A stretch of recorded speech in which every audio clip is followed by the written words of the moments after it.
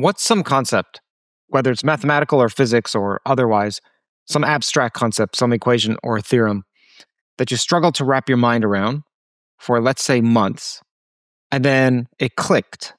What was that and what made it click? So there's an interesting one. It's a technical one. It's a group cohomology and the bar construction in group cohomology. So these are things that were invented in the 1940s and 50s by Heilenberg and MacLean. It's basically to associate certain topological invariants associated with groups. So it's really pure math. But it's something I learned when I was in my early 20s, when I was, graduate students I was doing group theory, and I was supposed to know that stuff. That was really basic stuff in a way. And I never understood it. So what does it mean not understanding it? I could read the definition, I could read the construction, I could read the theorem, I could even apply it if needed, even though I never really applied because it didn't click. I did not really understand it. And I remember the very night I understood it, when I was, 33 or 34. I have to check the date, but I know exactly when it took place. It took place when I was actually working on proving the big theorem I was mentioning, which is actually in a way a theorem about group cohomology. So I was supposed to be a world expert in group cohomology in a way, but I still did not understand the basic definition of it. And one night I woke up and I realized that reinterpreting that thing that was defined using pretty terrestrial mathematics, reinterpreting that into very abstract stuff involving category theory again, made it trivial. And it's a very common phenomenon. There's many people who studied under Grothendieck were describing the fact that he was starting to lecture, saying it was basically a stairway to going to the heavens. Piling abstraction onto abstraction onto abstraction. At some point, you just realize that you're reaching the ground, and that's exactly what happened. Like piling as abstraction upon abstraction, realizing that group cohomology should be interpreted using groupoid covering, the universal cover of a group and the nerve of that as a category. And because the geometric realization of a nerve is a functor of two categories, then the bar construction is trivial. That was incredible. That was, that moment where this thing, you spend 10 years ashamed that you could not understand. And realizing that just increasing the temperature of your abstraction, making it like 100 times more abstract, made it 100 times more simple. That was an absolutely fabulous experience.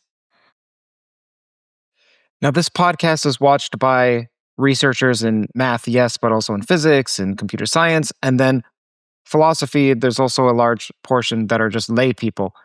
So for those who are not mathematicians, who have no idea what you mean when you say nerves and functors, to explain, let alone cohomology, let alone group cohomology, explain it so that they could understand.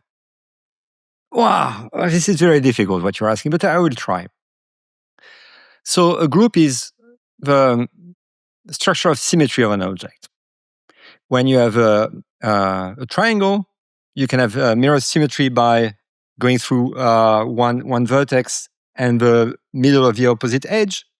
And you can also have rotation. So you have a dihedral group, that's the structure of that. When you have n marbles, you can permute them, you have a symmetric group.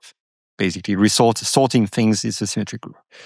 And basically, the thing about group cohomology is, the core idea is, how do you associate a space to a group?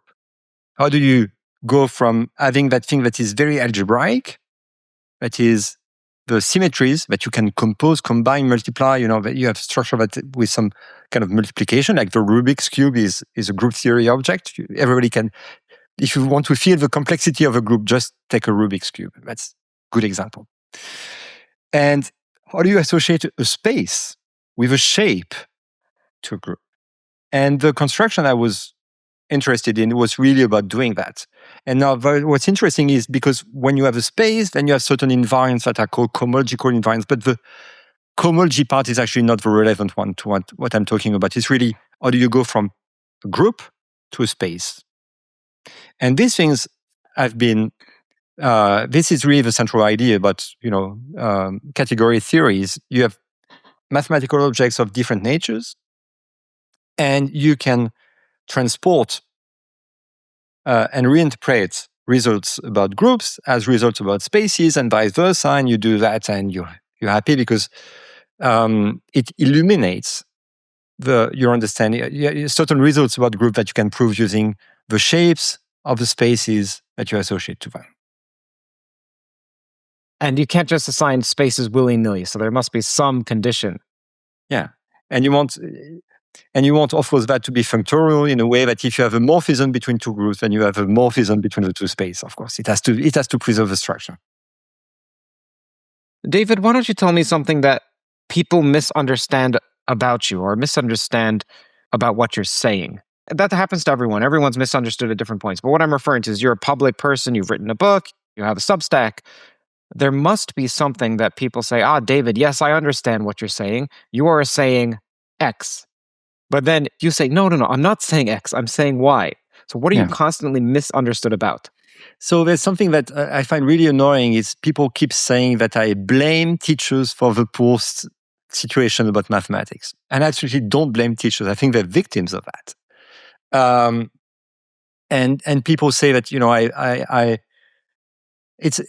people think that I'm making some social commentary about people's relationship with math. Actually, I'm making a statement about the nature of reality and the functioning of our cognition. And I think that we are making fundamental mistakes about human cognition.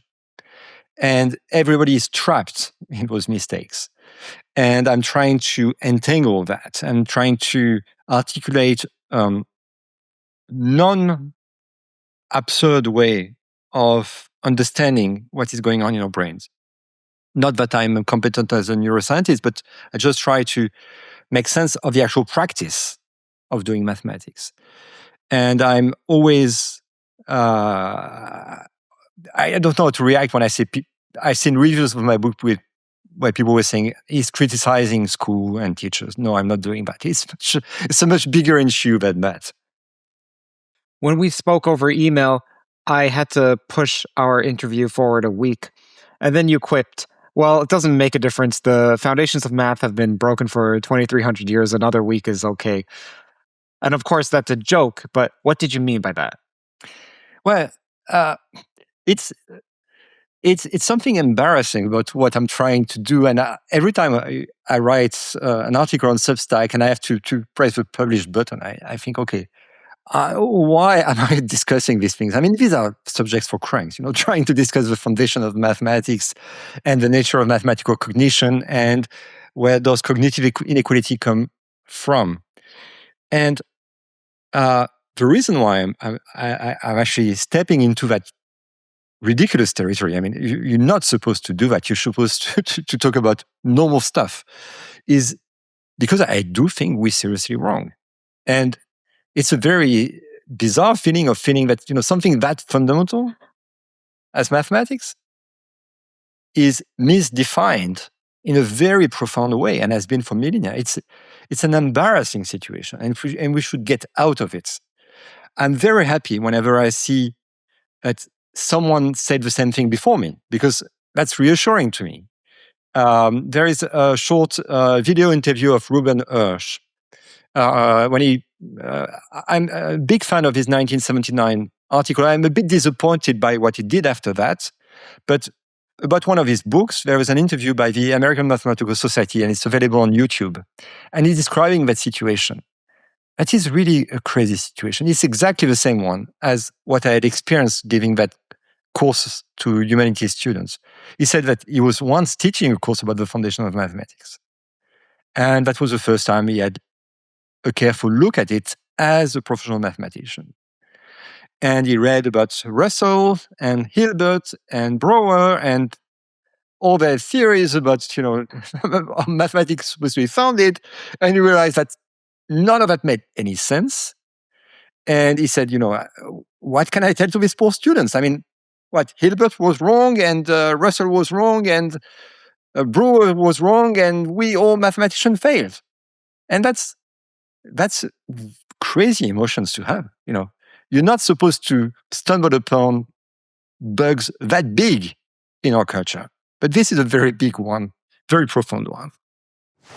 The Economist covers math, physics, philosophy, and AI in a manner that shows how different countries perceive developments and how they impact markets.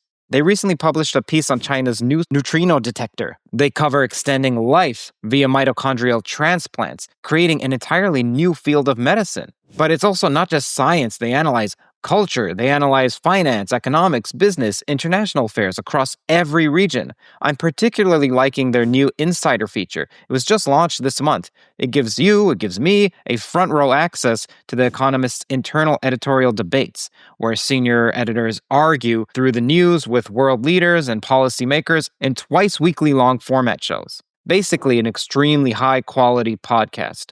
Something else you should know about is that if you go to their app, they not only have daily articles, but they also have long-form podcasts with their editors and writers. This is also available online. Whether it's scientific innovation or shifting global politics, The Economist provides comprehensive coverage beyond headlines.